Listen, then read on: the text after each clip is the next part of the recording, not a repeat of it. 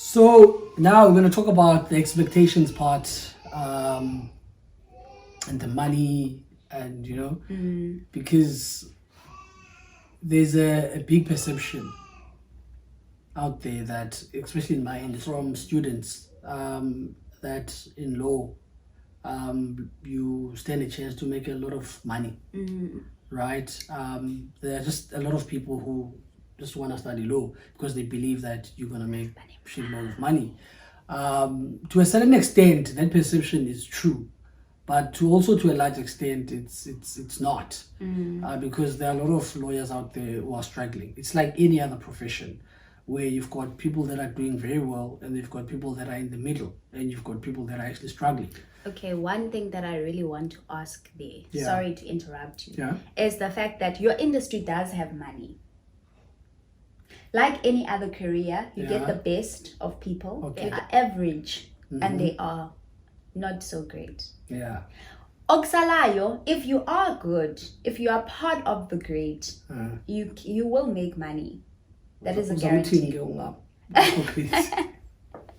That's not what I'm trying to say. What the point that I'm trying to make is that don't make it seem as though your industry does not have money, and say that people are like have the perception that But you see, your perception is qualified. I think the perception from people is unqualified. Everyone thinks people think if you are a lawyer, you're gonna make a lot of money. Irregardless of that's why I'm saying how you to a certain extent that is true, but also to a certain extent it's misleading. Okay. Right? Why do you say it's misleading? No, like you said, right? If you're good in law, you end up working for the big companies, you're going to make a lot of money.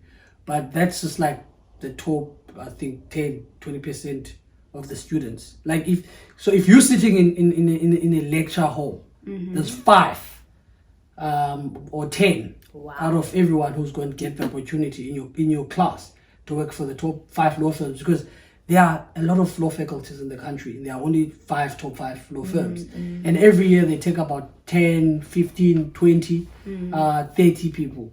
So if you're sitting in class, in a law class, and you final year in a law lecturer, and you must just know that there's maximum 10 of you out of the 200 who are going to work for the top 5 law firms in the country.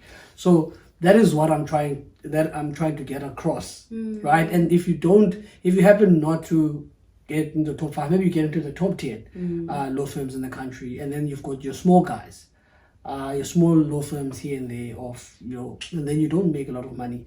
And sadly, I'm also going to talk about the issue of money. Now, in the top 5 law firms, right? If you do your articles, right, when you start working, you earn between 15 and 30,000 rand.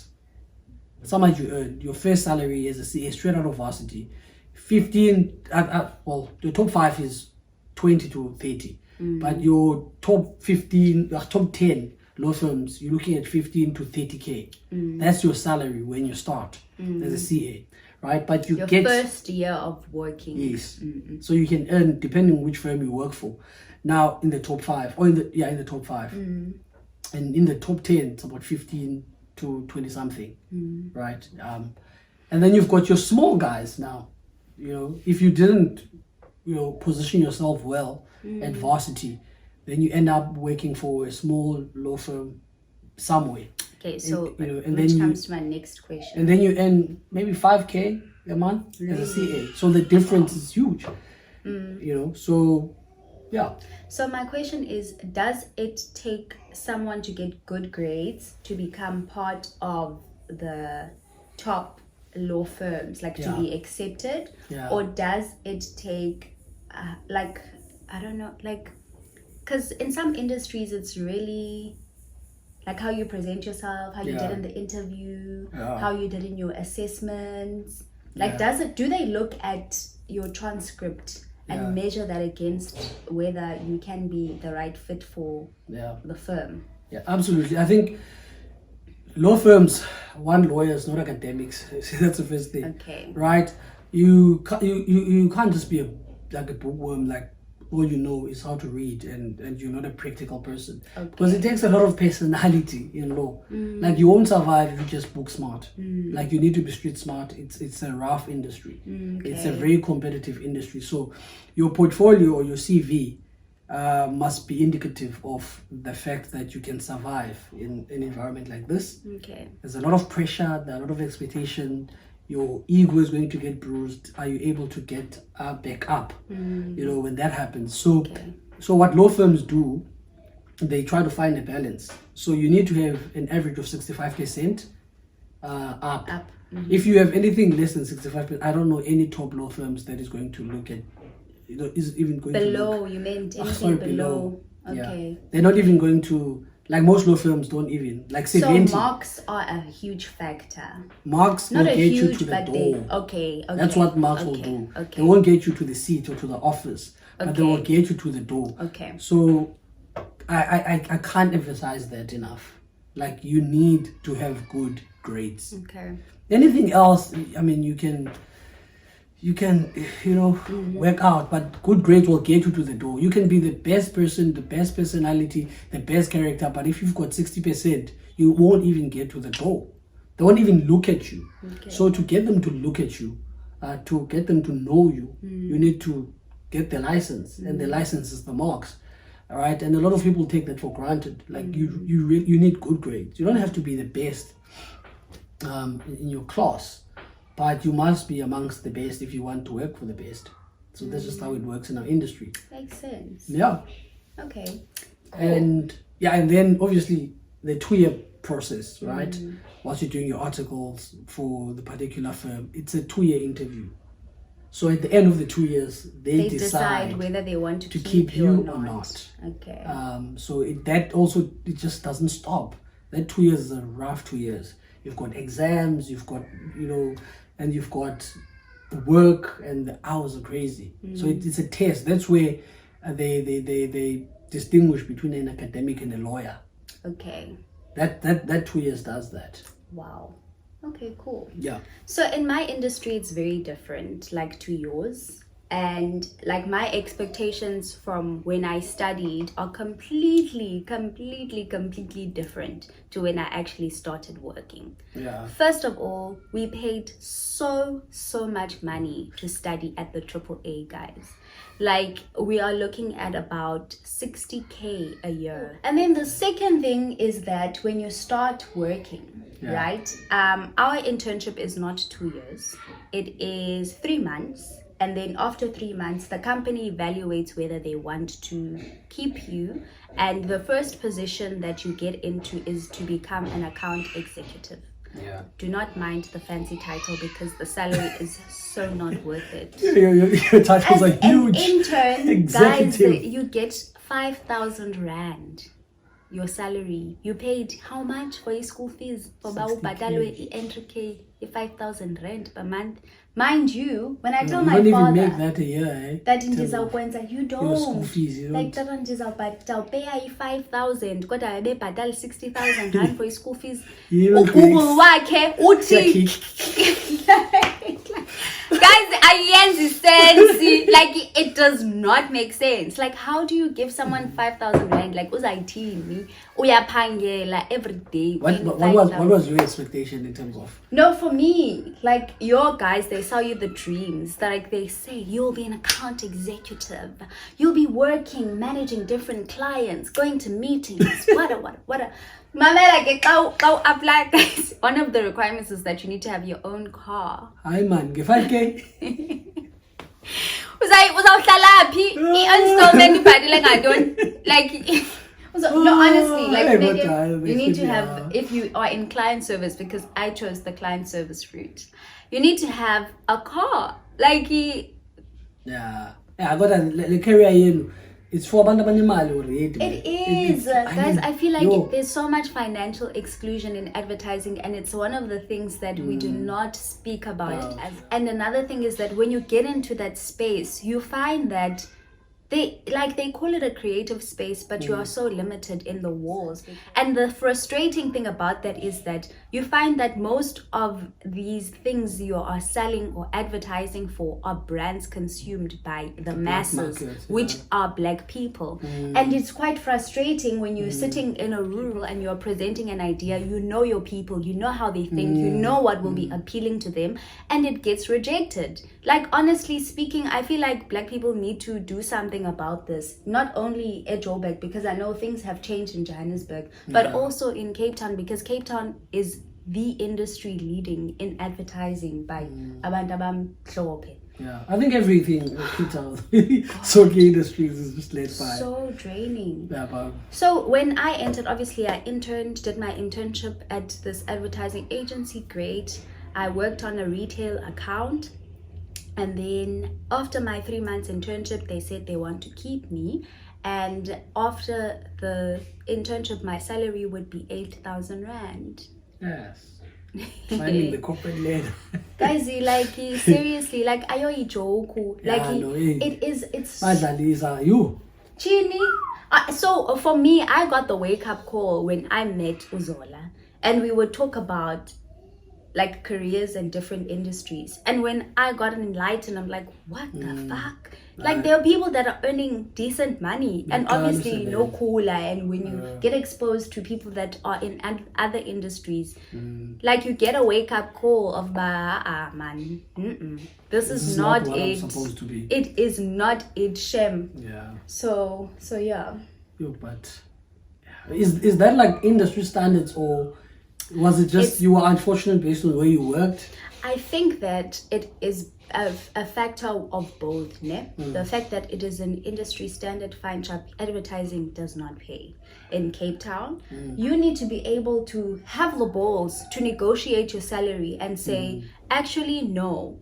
It's the thing of feeling uncomfortable when it comes to talking about money. But the thing is, it's difficult to negotiate a salary when you are, because the thing, I always look at this thing in two ways, right? You fresh out of varsity, you are disadvantaged, number one, because you don't have the skill and the experience. So if you don't have the skill and the experience, you can't negotiate your salary, because you also hungry for the skill set. So the whole system works against you, because we'll give you this and that's it. And then if you start small with your salary, chances of you growing up and jumping become very little, because there's a very flawed system that employers use. Every time they appoint you, they always want to know how much the other employer was paying you, so that they can then pay you according to. They don't pay you based on how much value, what value you're gonna bring to the company.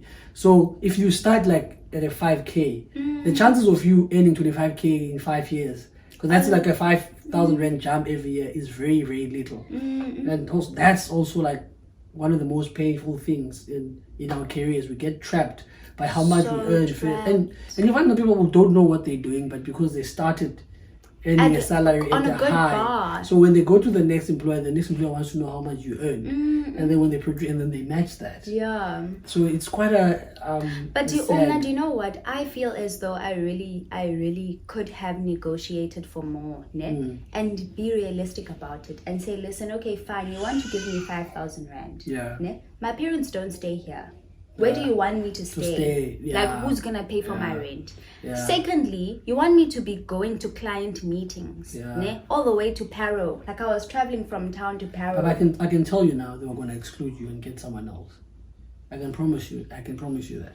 If it's because the first thing that employers, when you do, they think you're going to be a problem, right? They haven't even appointed you, and you already the Julius Malema.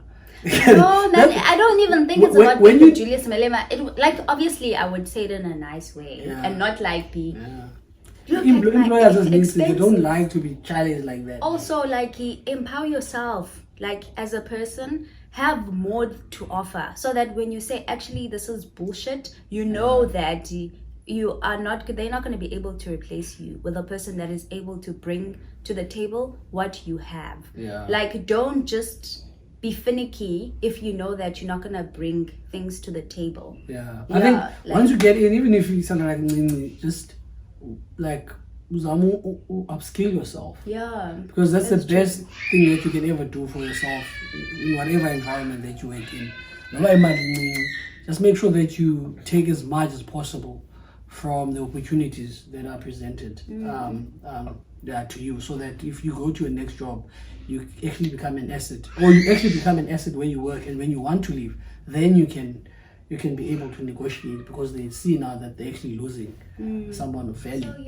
So I think you can talk about how you left off, Yeah. why you left corporate and why you went into doing your own thing. Yeah. And then I'll talk about my leaving my current position into the next one. So I was one of the, I think, most fortunate students when I was at varsity. I had fairly good marks, and when I was in my second year, I was going through interviews with law firms, and I think beginning of my third year, I think in February or March, it was in March, then I got offered a position at one of the top 5 law firms. So I still had a year to finish at varsity. So I was very fortunate. And in my third year I already knew how much I was going to earn. So for me, it was a lot of money. So that actually motivated me also to work harder in my third year. So I was fortunate enough also then to also be retained by the law firm that I did my articles at. It's a wonderful law firm. I actually learned a lot. So I did my 2 years, got admitted, and they kept me to continue working there as an associate. So I was working in the employment law department, because labor law is what I'm passionate about in law. So I think everything was going well. I received a lot of training. I was given a lot of opportunities, especially by the team that I worked with in the firm. It's a huge firm. So the team was quite supportive. But how and why I started a law firm? I started the law firm with my boss. He was my boss at the firm. We both work for the same firm. He was my boss. He's the person who basically trained me a lot whilst I was working for the firm. And we left the firm, I think, because we wanted to do our own thing. We wanted to have a say on how we go about doing things, and how we bring our vision to life. And it's quite difficult sometimes when you work in a big corporate structure to do what you want to do, and to be in control of your career aspirations and the direction that you want to take your life in terms of career-wise, because you work within a limited and restricted space. There are certain things that you are not allowed to do because it's not aligned with the vision and sometimes the values of the corporate structure that you find yourself in. So that's how we actually decided that, how about we take a leap of faith and start our own thing in order to see whether or not we can bring our vision together into life. So myself and Mr. Stansfield, then we decided, let's start Stansfield Inc. We started the firm last year. We're almost a year old now. So and how did you and why did you leave your current job? Guys, I feel like people in advertising are always leaving their current jobs. It is the norm. Like, they're always leaving. And you are always... So, guys used to laugh at me and be like, you guys are always leaving. Yeah. Next week, next month, Anyway, it doesn't happen a lot left in our industry. You stay work, for years. you stay for years. Us, 2 years max, especially if you are in client services. Yeah. Because you get tired of dealing with the same client all the time. Unless you are being paid enough. And it's nice, man. You get experience on different things as well when you leave and go into different agencies. But a very important thing in advertising is whether you are the right fit for the agency culture. I would advise anyone that is going to go into any advertising agency to start, like, ask just to spend a day before you start working there, just to see whether you will be the right fit for the culture. Because the reason why I'm saying this is because most agencies have teams, and the teams that you work in are quite small. So if you don't get along with the people that are in your team, it will be very difficult for you to stay and enjoy yourself. So that's just a little bit of advice before Duterte about me moving into my new field. I left, so I was working at a digital advertising agency. And the job that I was doing, because a lot of people don't really know what I'm doing, and they're always asking, what do you do? What do you do? So my job was I'm a social media coordinator. Ne?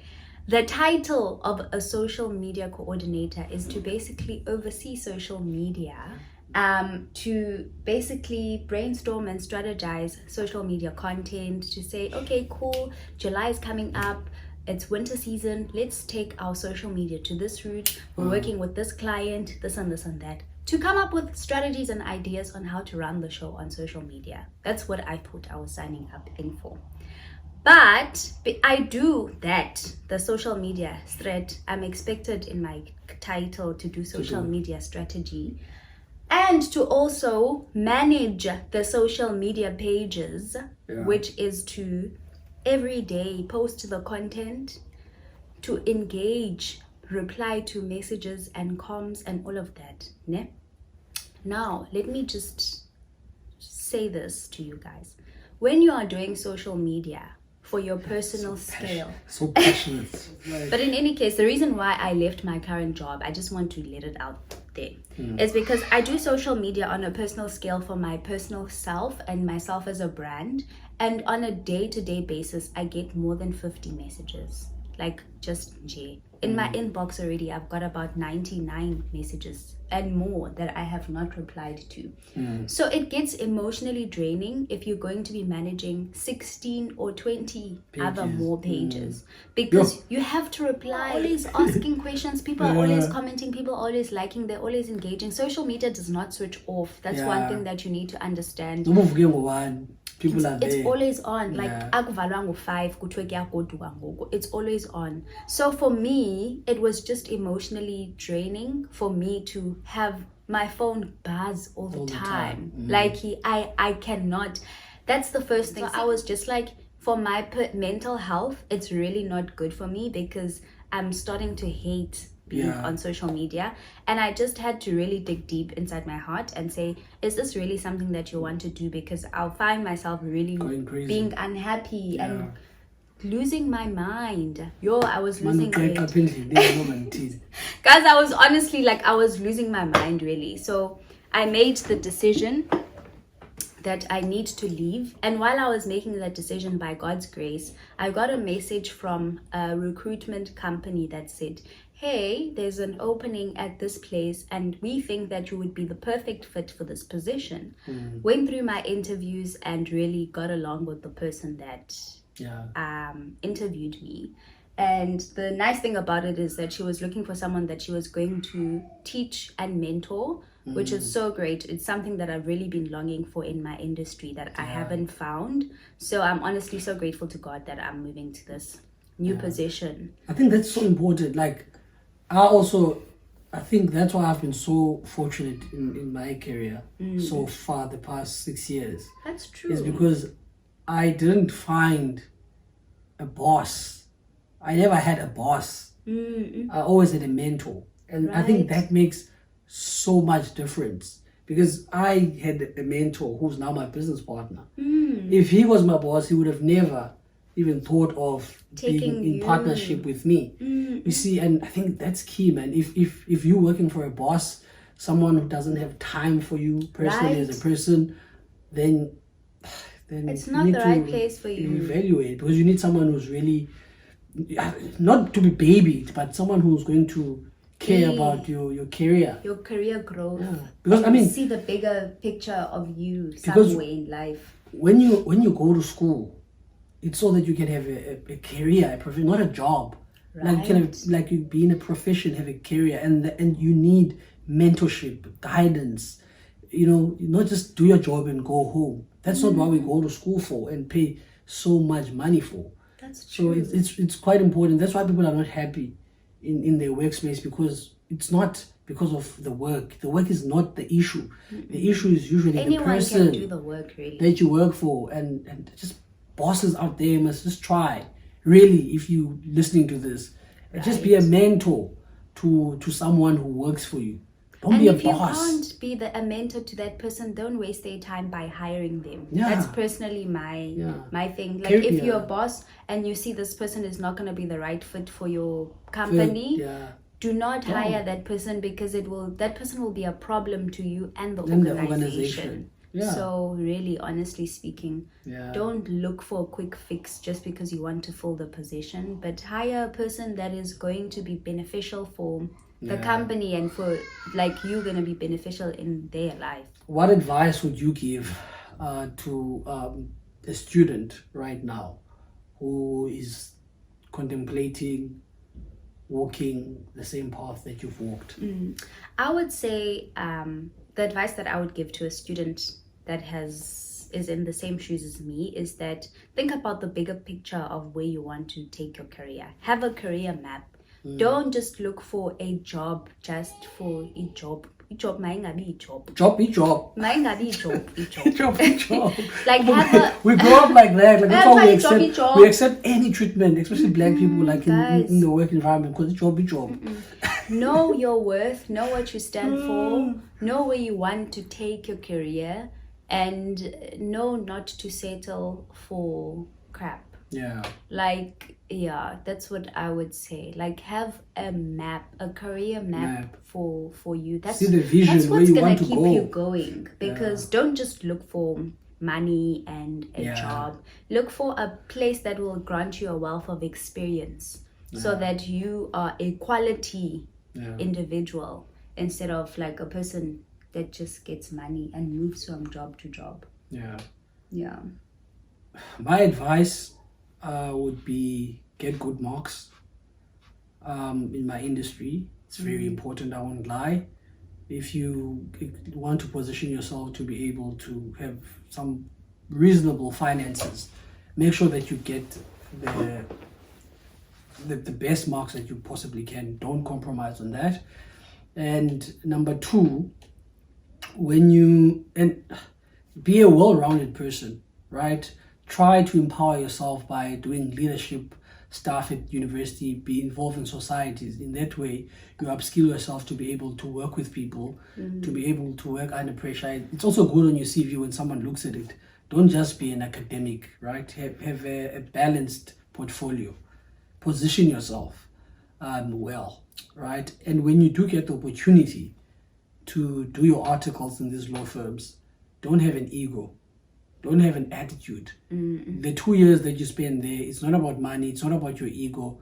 It's about you learning and upskilling yourself so that you can be the best version of yourself, whatever happens after the 2 years. But in that 2 years, when you do your articles or your privilege, if you're going to be an advocate, be a sponge, learn as much as you possibly can. And so don't have a negative attitude, because you're learning. And it's a very difficult process. The 2 years to do your articles, I won't lie. The hours of work are ridiculous, but it's worth it. You'll be amazed how much you learn after the 2 years. And also, you're going to fail a lot, so be a person with a thick skin. Get up and continue, because we fail a lot in our industry. We lose cases, we win some, so it's so have a thick skin if you really want to pursue the career in law. All right, cool. That's it from me. That's it from us, guys. We really hope that you enjoyed this video. We hope that it's such a mouthful. We hope that us sharing about our industry experiences have really helped you. Let us know what you think in the comments down below, and we are looking forward to hearing from what you guys have to say. From us to you, peace out. We love you. Until next time.